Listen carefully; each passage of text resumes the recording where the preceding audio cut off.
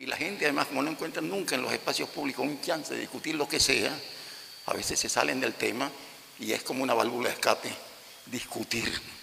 Y terminamos discutiendo otras cosas, no importa, porque eso es el arte, da el lugar para abrirse a otras conexiones, y ahí se prestaba para eso, que no hay lugar para discusión. Entonces, uno no encuentra donde compartir con gente extraña, sino con los amigos en su casa, compartir, decir lo mismo. Eso no es suficiente. Es de repente encontrar con alguien que nunca alguno ha hablado y compartir así públicamente ideas sobre una exposición. Que a las exposiciones le faltaba todavía algo, que es ese, no el derecho a réplica, sino discutirlo.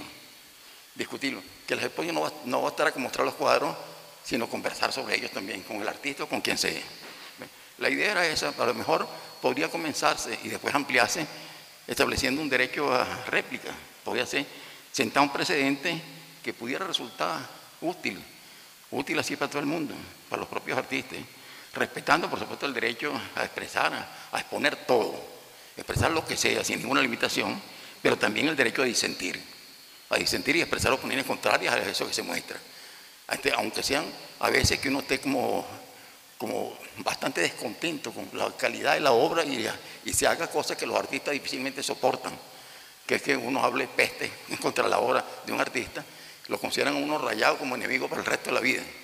Eso pasaba así cuando uno escribe unas críticas y entonces le parecen severas, es decir, severas no, cuando no es elogioso, eso no lo perdonamos nunca. Eso queda uno así, se graba. Bueno, entonces, las únicas respuestas que ha habido frente a las exposiciones, frente a las ofertas expositivas de museos, de galerías, de los artistas en grupo, como sea, las únicas respuestas negativas, digamos así, han sido la censura oficial. De ahora y de siempre. Siempre ha habido una censura. Y entonces eso sí le molesta a uno más que lo que sea. Así uno esté en desacuerdo con el artista, respeta el derecho que él tiene a poner su cosa y uno se cuadra inmediatamente a defender el derecho de expresión. El derecho de expresión. Bueno, eso ha seguido existiendo.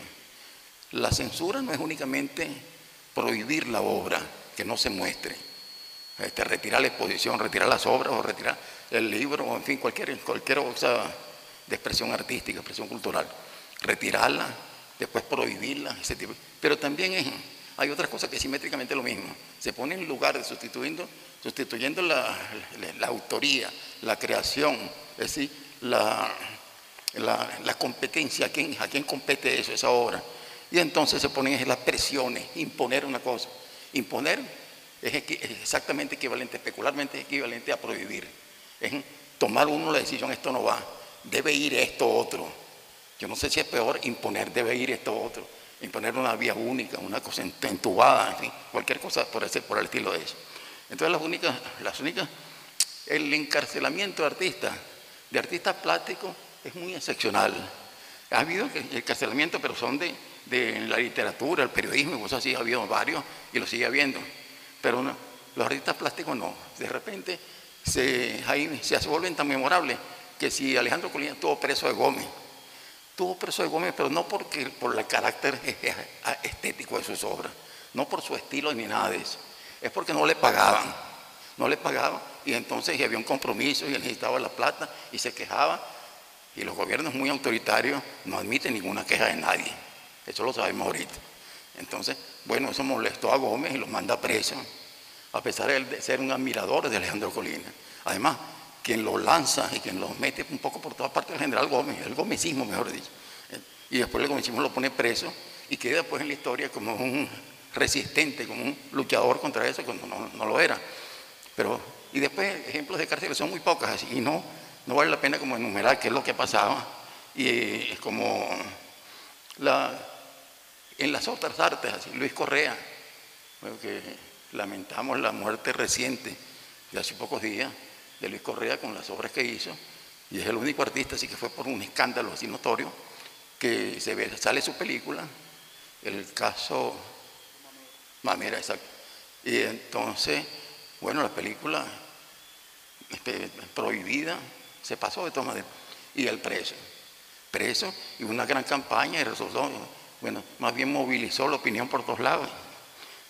A mí me pasó ocasionalmente, porque estaba muy comprometido en las cosas del cine, de ir una que otra vez preso, pero circunstancialmente, pues, momentáneamente, pero después se veía que no era para dejarme preso un año, unos meses, sino poco tiempo porque me correspondía. Gremialmente, si van a El Cabito y sale un coronel Sayago, no recuerdo qué nombre, pero los nombres viejos, los nombres clásicos del gomecismo, sale y se levanta desde el estreno, en una cosa formal, solemne, se levanta a gritos y dispara contra la pantalla. Bueno, y la película se suspende en medio del pánico de todo el mundo. Y la obra queda prohibida porque le da un tipo que no es ni el gobernador ni nada para prohibirlo. Entonces eso no puede ser. Entonces yo raspo inmediatamente con un avión y voy ahí porque me correspondía gremialmente hacerlo. Entonces esto no puede ser.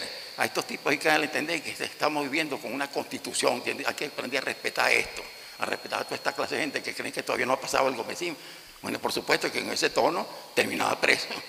Por supuesto, claro, así es. Ese no es el tono. El tono es en negociar y poner diplomáticamente, casi como que si no hubiera pasado nada. Aunque no parezca inadmisible un atropello, pero de todas maneras uno tiene que tratarlo como diplomáticamente, así, y conversar hasta con el propio tipo. Pero uno salía así, con que eso no puede ser, a gritos y por la prensa y por todos lados, por supuesto que eso es escandaloso y terminaba uno preso. Así, bueno, me tocó circunstancialmente, estábamos unas que otras veces en ese tránsito, pero sin importancia. La respuesta de opinión, que eso es lo que interesa más, no la respuesta del oficialismo prohibiendo y discutiendo las cosas, que es lo que conviene, lo que hay o conoce. Esta es la respuesta de opinión. Lamentablemente, después de la muerte de Juan Carlos Valenzuela, la opinión así de que se exprese en la prensa, en columnas, eso ha sido en la crítica muy débil, así, se admiten elogios y comentarios así, pero las críticas así severas desaparecieron con Juan Carlos Valenzuela. Se recuerdan algunas cosas así, poco excepcionales, Roberto Guevara, Calzadilla, unos que otros. Siempre todos hicimos así, de tener artículos y polémicas y de insistir. Pero esas eran rarezas que no alteraban lo sustancial de que de las obras de arte no se hablan sino elogiosamente y superficialmente. Entonces no había como respuesta de opinión la respuesta como pública, que no es un articulista, sino de la gente. Es decir, el tipo como pasó a los impresionistas, que están trabajando en su cosa y salen con una exposición en la galería más céntrica, en la Plaza Vendôme, de las más importantes, y terminó a palos, destruyendo las obras y cayendo a palos los artistas y cayendo todo eso por la calle.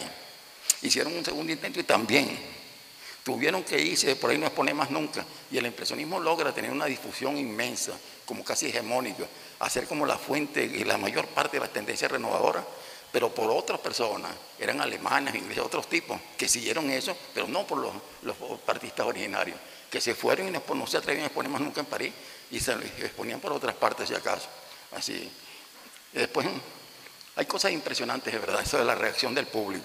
Cuando pasa la guerra, que ahí simplemente Hitler como Stalin, bueno, los comisarios acababan con eso. Y el que tenía una obra artística disidente era un demente, porque no había entendido la realidad.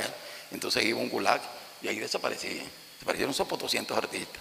Después uno se extrañó que hubieran sobrevivido tantos con el destape, con Gorbachev, que aparecieron y uno lamentando las maravillas que uno se perdió, que hubieran cambiado la historia del arte, pero pasó su momento y allí se quedaron como al margen, a la orilla del camino del arte. Terrible, porque hay obras valiosísimas así. Yo fui a algunas de esas exposiciones y decía, ¿qué maravilla es esto? Y por ahí estaban Picasso y estaba todo el mundo. Y eso, la maravilla era eso, por lo nuevo, por lo insólito.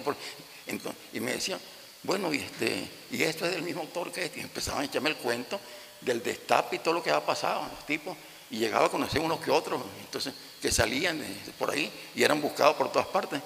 Y eso perdió, porque en su momento hubiera sido una explosión, pero tardía, fuera de su momento, no tenía ya efecto. Se perdió eso y desaparecieron. Lo único que tuvo una maravilla era la gente que sobrevivieron a toda esa persecución y salieron entonces como las teorías de Yuri Lotman, de Bastín, de otros no, otros se murieron y quedaron apenas muy pocas cosas. Parájanov, todo eso, los que escribieron, y qué lástima que se perdió las maravillas de las teorías de eso, que eran fundamentales para uno.